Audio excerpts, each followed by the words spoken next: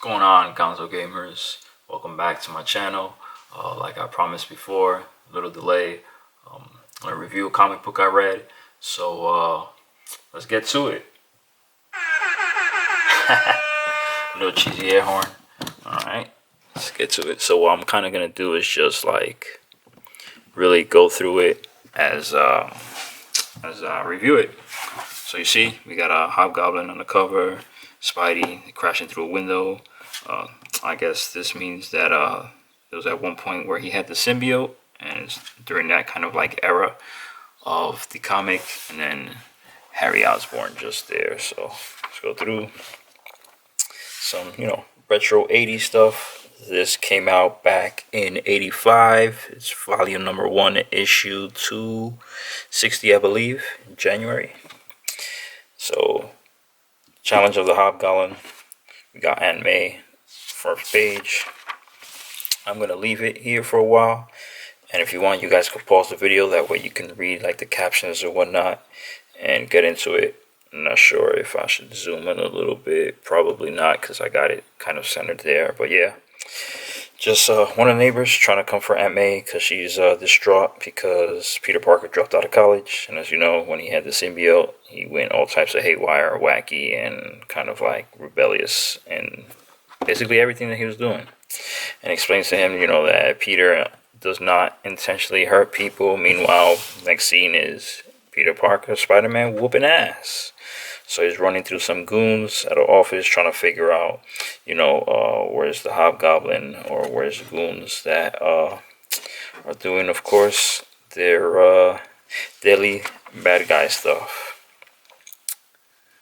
He has a mishap with one of his, back on this page, he has a mishap with his little freaking web slinging stuff. The web cartridge kind of blows up. And now we see it's in his hand and it hardens, and it takes a whole hour for it to crack open, I guess. And we got some more, old school 80s advertisement here.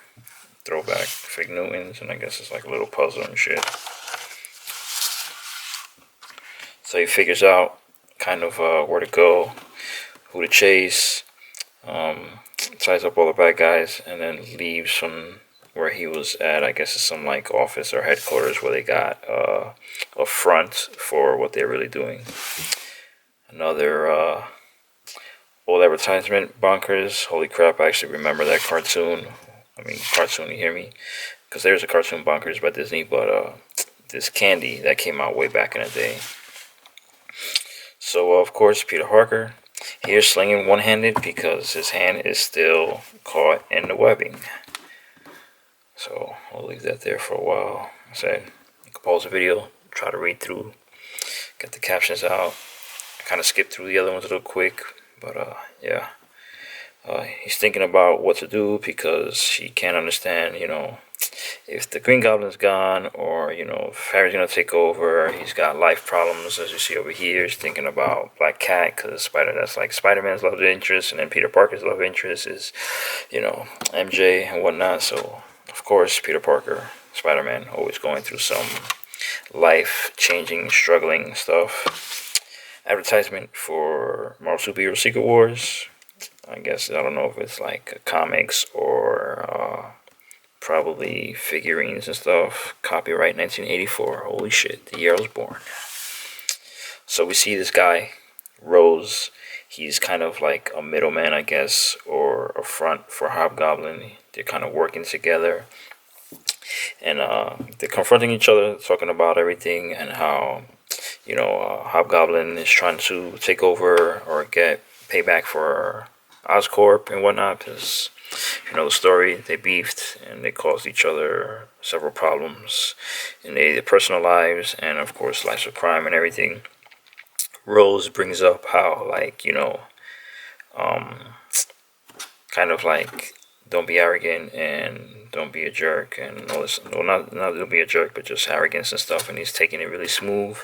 He leaves and he's telling his goons that, I got this guy in my back pocket. They're not to worry. This guy's, doing our bidding for us, and we really don't have to do much, and he'll take the fall. Just like, every criminal mastermind. Some more advertisements here on the side. So now we see MJ walking through the street, going to meet up with Harry's wife, Harry Osborn's wife, and I believe that's Harry with them. Yeah, Harry's there. Harry Osborn's with them. They're supposed to go and have lunch and do some stuff, but then he has, some type of thing where he has to bounce and go to handle Oscorp and whatnot.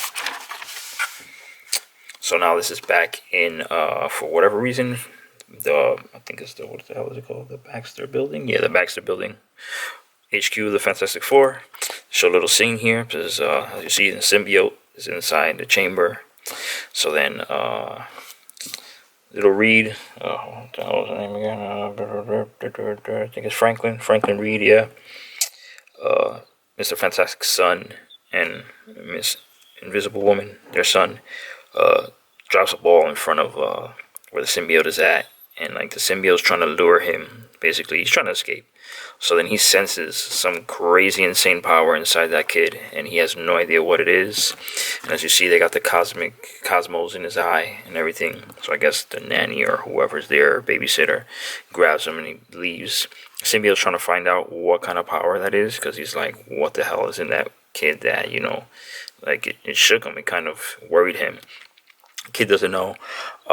So Franklin Richards is Franklin Richards. Well, I got the name wrong the entire time. Franklin Richards is he's like really powerful. He just doesn't know it yet. And if you look it up and research, you can see he's like one of the most insane, like powerful beings on the galaxy.